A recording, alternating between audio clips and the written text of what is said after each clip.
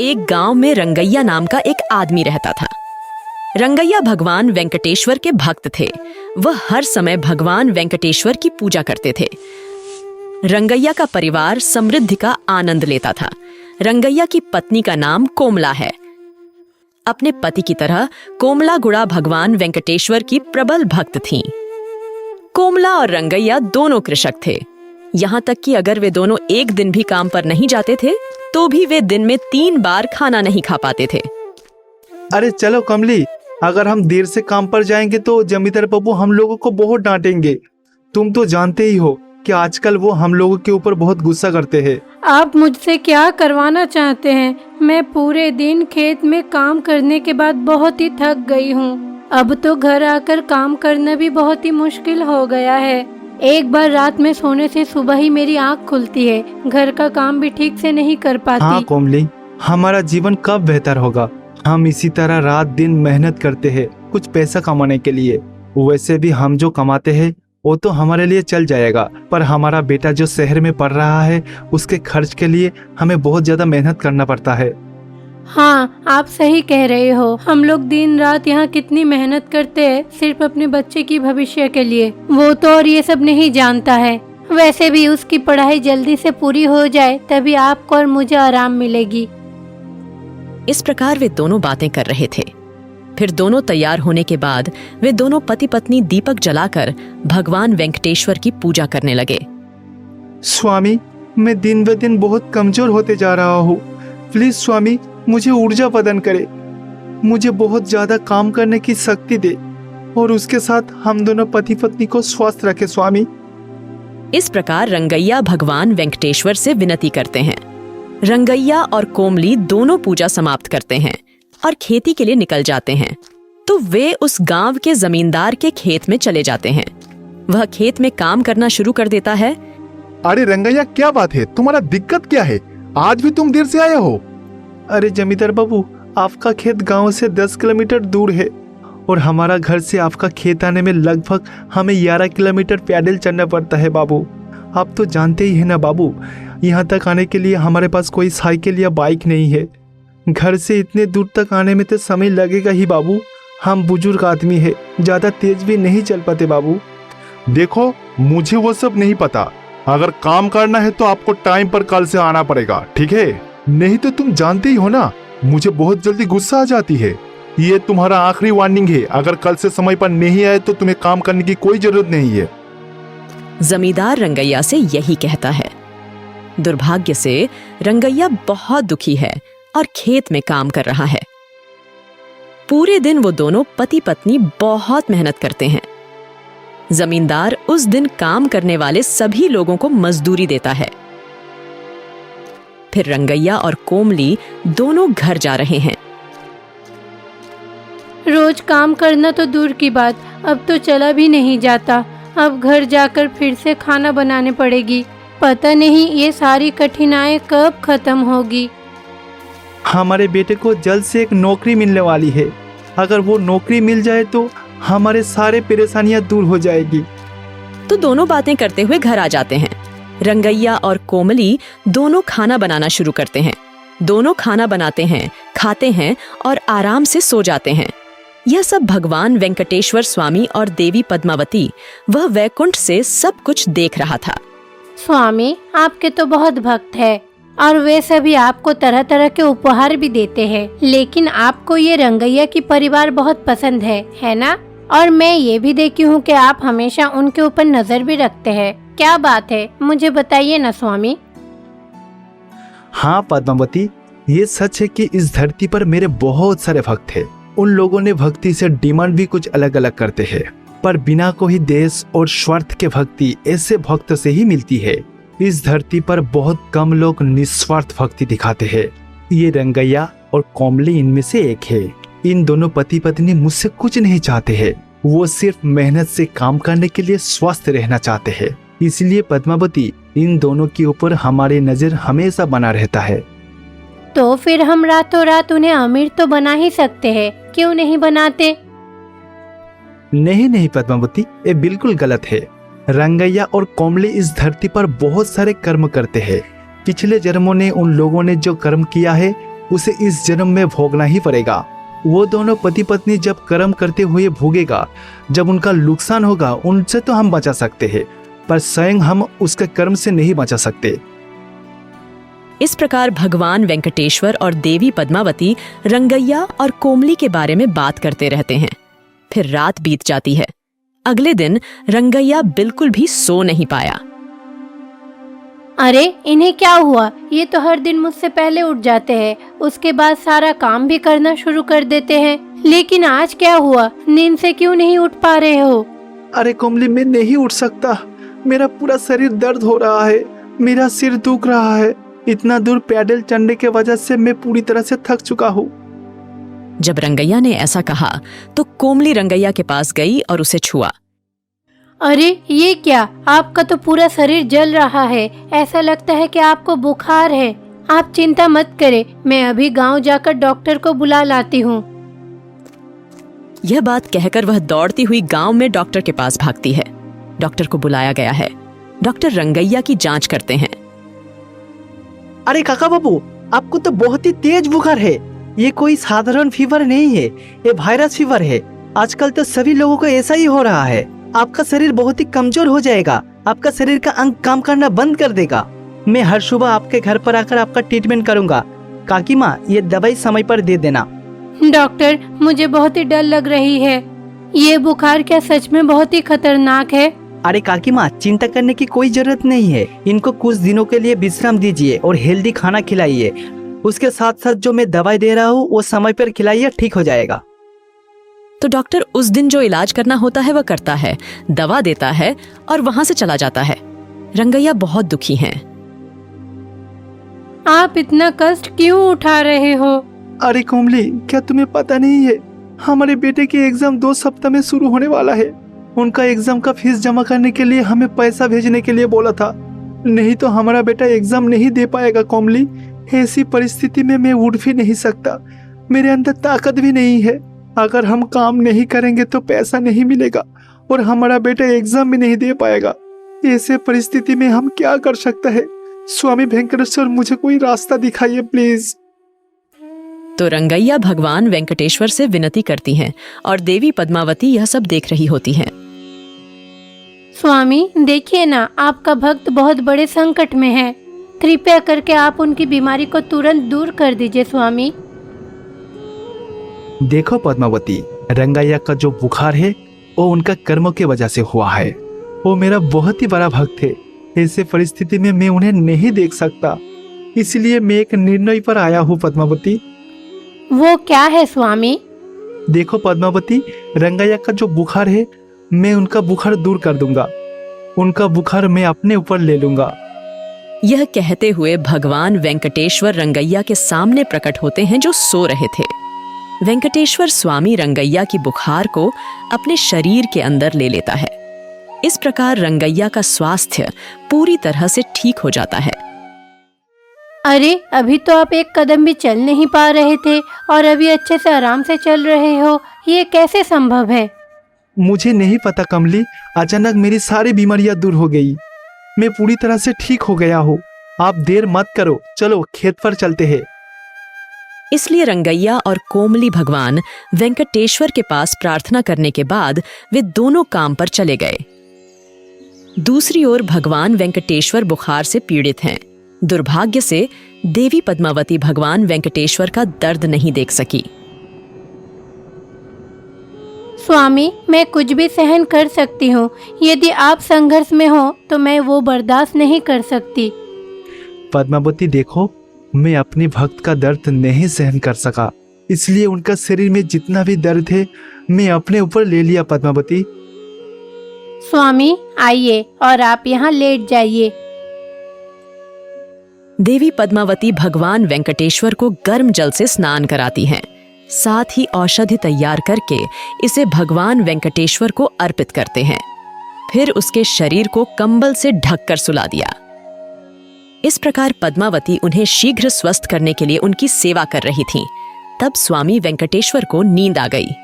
देवी पद्मावती बहुत चिंतित थीं।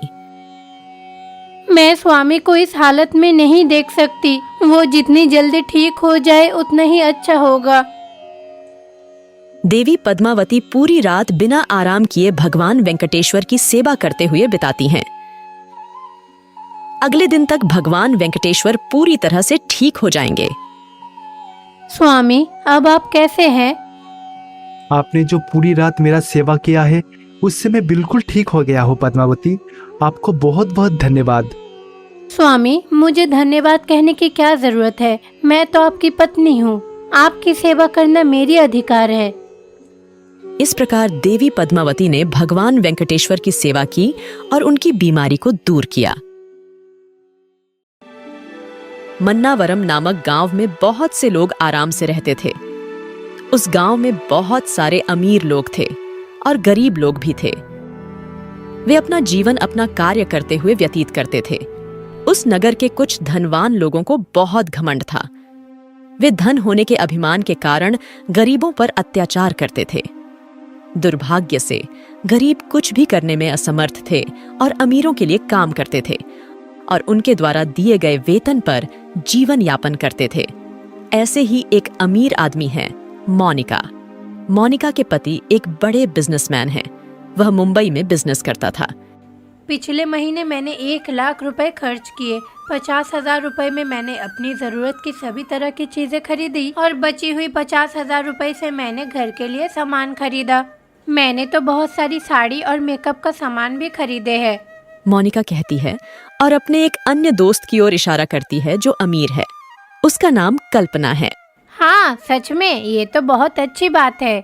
बाप रे, तुम्हें तुम्हारा पति ने 1,00,000 रुपए दिया और तुमने उसे कैसे खर्च कर दिए? मुझे तो कुछ भी समझ में नहीं आ रहा। इस बार मैं तुमसे कुछ पैसे उधार मांगने आई हूँ।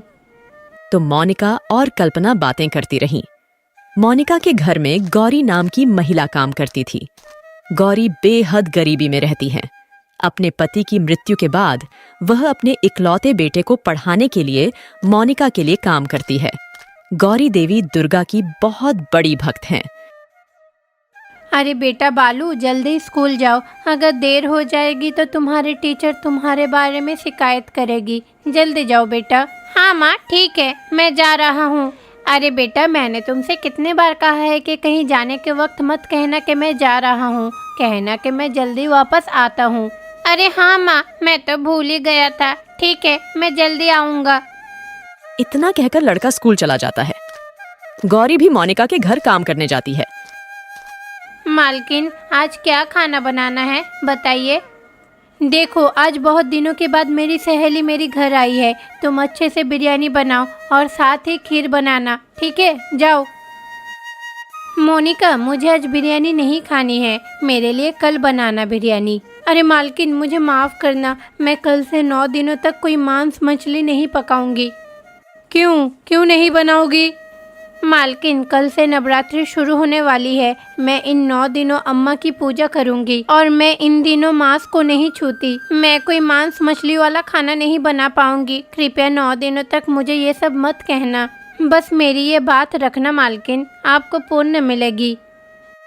क्या तुम भी नवरात्रि पूजा करती हो? ये तो आश्चर्यजनक है। मुझे विश्वास नहीं हो रहा। तुम जैसे गरीब लोगों में भी भक्ति होती है। अच्छा मैडम, गरीब और अमीर की भक्ति में क्या अंतर है? मैं तो कई सालों से ये कर रही हूँ। माँ की कृपा से मैं अपने बेटे को पढ़ा भी रही हूँ। अरे मोनिका, ये गौरी की बात सुनकर तो लगता है कि हम लोगों को भी नवरात्रि मनानी चाहिए। तुम क्या कहती हो? ठीक है, चलो करते हैं। बहुत ही भव्यता से करते हैं ताकि गांव के हर कोई हमारी पूजा देख के कहे कि वाह क्या पूजा है। इसलिए मोनिका ने अपने अमीर दोस्तों के साथ नवरात्रि पूजा करने का फैसला किया। योजना के अनुसार अगले दिन वह अपने बंगले के सामने खाली जगह पर एक मंडप बनाती है। अरे कल्पना, ये देखो, हम लोग यहाँ पे 9 दिनों तक नवरात्रि पूजा मनाने जा रहे हैं। यहाँ पे लॉरी में करके बहुत बड़ी माँ दुर्गा की मूर्ति भी आएगी। तो मोनिका दुर्गा माँ की एक बड़ी मूर्ति लाती है। फिर उस मूर्ति को मंडप में रखी गई। मूर्ति बहुत बड़ी थी। अरे कल्पना, विग्रह कैसा है बताओ? क्या अम्मा दिखने में सुंदर नहीं है? बोलो। अरे ये तो बहुत ही सुंदर है। ऐसी मूर्ति मैंने कहीं नहीं देखी। इस बीच मोनिका अपने घर के अंदर जाती है और एक बड़ा सोने का हार लाती है और वह हार दुर्गा माँ की मूर्ति के गले में डाल देती है।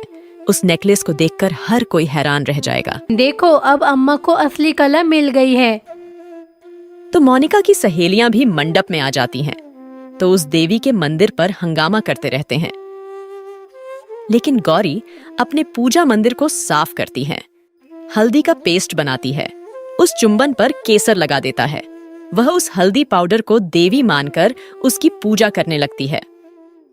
हे माँ दुर्गा, मैं 1 साल से आपका इंतजार कर रही हूँ। माँ, मुझे आशीर्वाद दे कि मैं इन 9 दिनों तक आराम से आपकी पूजा कर सकूँ। आपको मेरे मन में आने वाले किसी भी बुरे विचार से रक्षा करनी होगी। इतना कहकर गौरी देवी की आराधना करने लगती है। पहले दिन गौरी देवी को प्रसाद के रूप में नरकेल पानी, उनके साथ दही चीरा भी चढ़ाती है।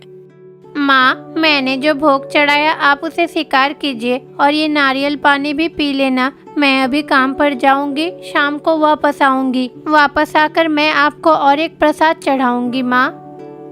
उसके बाद गौरी पूजा करने चली जाती है। मोनिका मंडप में पूजा कर रही थी। अमीर जोर जोर से पैसे का शोर मचा रही थी, इस तरह पूजा कर रही थी। मैंने आज अम्बाबारी के लिए 4 किलो पुलिहोरा बनाई है और इस पुलिहोरा में मैंने बासमती चावल का उपयोग किया है और इस पुलिहोरा को रंगैया ने बनाया है, जो इस गांव में एक अच्छा रसोइया है। यह कहते हुए मोनिका अपने बनाए बाघ को दुर्गा माँ की मूर्ति के सामने रख देती है। पहले दिन की पूजा भी करती है। दुर्गा माँ सोचती है कि उसे नवरात्रि के दौरान अपने भक्तों की परीक्षा लेनी चाहिए।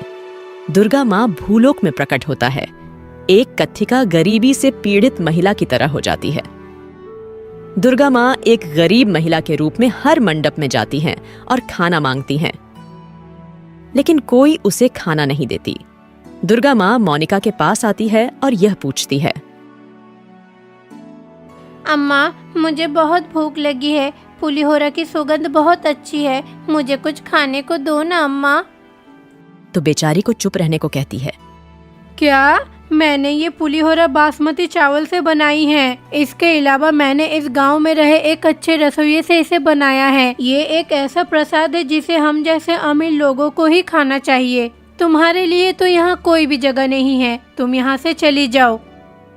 इतना कहकर मोनिका उस बेचारी महिला को वहाँ से धक्का देकर दूर कर देती है। दुख की बात है कि गौरी को उस महिला के लिए खेद महसूस होती है। माँ, क्या आप भूखी है? कृपया हमारे घर आए, मैं आपको भरपेट भोजन दूंगी, आइए। तो गौरी उस महिला को अपने घर ले जाती है। तब गौरी ने वह प्रसाद जो उसने माँ दुर्गा के लिए बनाई थी, उस गरीब महिला को दे दिया। उस बेचारी ने उस प्रसाद को जी भर कर खाई, फिर वहाँ से चली गई। इस तरह पहला दिन बीत गया। दूसरे दिन दुर्गा माँ अपने भक्तों की फिर से परीक्षा लेने का फैसला किया। इस बार दुर्गा माँ एक छोटे बच्चे के रूप में मोनिका के पास आती है। मासी मासी, मुझे खिलौने चाहिए। मेरे पास खेलने के लिए कोई खिलौने नहीं है, अच्छे कपड़े भी नहीं है। आप लोग तो देखकर अमीर लगते हो, तो मुझे कुछ कपड़े और खिलौने तो दे सकते हैं ना? अरे, यहाँ तो भिखारियों का संख्या बढ़ गई है। ऐसे लोग तो कहीं भी जाकर मांगते हैं। ऐसे लोगों को कतई प्रोत्साहित नहीं करनी चाहिए। हम अपने मेहनत की कमाई के एक हिस्सा इन लोगों को क्यों दें? हाँ, तुमने सही कहा। इतना कहकर मोनिका छोटी लड़की को धक्का देकर वहाँ से दूर कर देती है। इस बार बच्ची गौरी के घर जाती है और पूछती है कि क्या उसे खिलौने मिल सकती है। अरे बेटी, तुम तो कितनी प्यारी हो, काश मेरी भी तुम जैसी एक बेटी होती। इतना कहकर वह अपने बेटे के पास से खिलौने निकालकर छोटे बच्चे को दे देती है। आप अपने बेटे का खिलौना मुझे दे रही हो, आपका बेटा तो गुस्सा करेगा। अरे नहीं बेटी, इससे कोई फर्क नहीं पड़ती। उसका भी उम्र नहीं है खिलौने के साथ खेलने का, वो तो तुमसे बड़ा है। अगर उसे पता चला कि उससे छोटा मैं किसी को खिलौना दी तो वो भी बहुत खुश होगा। जब गौरी ऐसा कहती है तो बच्चा खिलौने लेकर मुस्कुराती हुई वहां से चली जाती है। ऐसे ही कुछ दिन बीत गए। ठीक 9वें दिन पूरा गांव अपने अपने मंदिरों में देवी को बहुत ही बड़ी बड़ी प्रसाद चढ़ाती है। वे दुर्गा माँ को साड़ी भी भेंट करती हैं। उस प्रसाद में रेशम की साड़ियां, आभूषण और चूड़ियां हैं। गौरी भी अपने बेटे को लेकर मोनिका के पास आती है। सभी लोग उस मंडप में देवी की पूजा कर रही हैं और उपहार चढ़ा रही हैं। आप सबको पता है ये सिल्क की साड़ी पूरी 10,000 की है और ये गले की हार 1 लाख की है और ये चूड़ियाँ 1000 की है। मैं सब कुछ अम्मा को अर्पित कर रही हूँ। इतना कहकर मोनिका उस उपहार की थाली को दुर्गा माँ के सामने रख देती है। इस बीच दुर्गा माँ प्रकट होती है। यह देखकर वहाँ मौजूद हर कोई हैरान रह जाएगी। दुर्गा माँ उपहार की थाली अपने हाथ में लेती है और गौरी के पास जाती है और उसे गौरी के हाथ में रख देती है। गौरी उन सबको लेकर दुर्गा माँ के पैरों पर गिर जाती है और आशीर्वाद लेती है। माँ, मैंने तो ये सब आपके लिए खरीदा है, आप मेरे नौकरानी को ये सब कैसे दे सकते हैं? देखो, मेरे मांगने पर आपने मुझे कुछ भी नहीं दिया, लेकिन जब भी मैंने पूछा इस गौरी ने मेरी बहुत मदद की, इसीलिए मैं गौरी को ये उपहार दे रही हूँ। मुझे समझ नहीं आता, कई बार मैं एक गरीब इंसान के रूप में इस मंडप में आई हूँ। मैंने तो हाथ फैलाकर आपसे कपड़े और खाना देने को कहा, लेकिन आपने तो मेरा दिमाग खराब कर दिया। लेकिन ये गौरी हमेशा मेरी कुछ न कुछ मदद करती थी। देवी कभी भी ये त्रिशूल और सोने से भरा हुआ रूप धारण करके नहीं आती है। कई बार तो वो खराब रूप लेकर ही सामने आती है। अगर मेरी पहचान नहीं हुई तो कोई बात नहीं, लेकिन अगर मेरा अपमान हुआ तो परिणाम भी तो वही होगी ना। इस प्रकार दुर्गा माँ वहाँ के सभी अमीर लोगों को अच्छे संस्कार सिखाती हैं। फिर दुर्गा माँ गौरी को आशीर्वाद देती है और वहाँ से गायब हो जाती है।